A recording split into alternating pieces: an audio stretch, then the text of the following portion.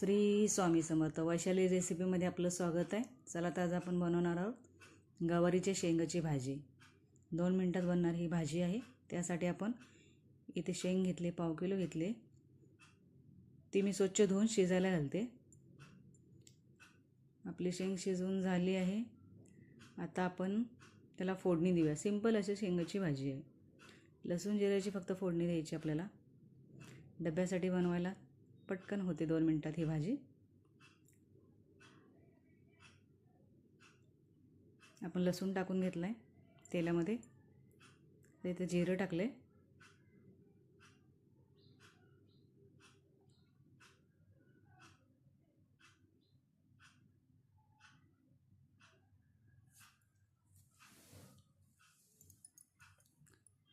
हळद घालून घेऊया आपण.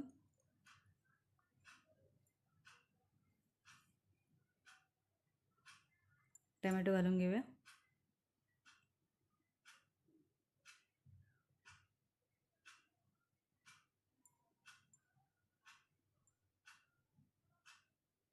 चटणी आणि मीठ पण घालून घेऊया आपण याच्यामध्ये.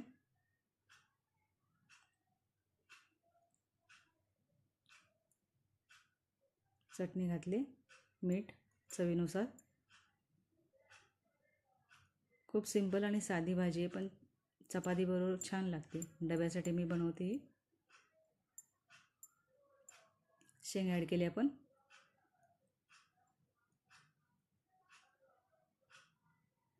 आपलं पीठ वगैरे मळे होईपर्यंत गवार शिजून निघते. त्यानंतर फोडणीला देऊन 2 मिनटात ही भाजी तयार होते.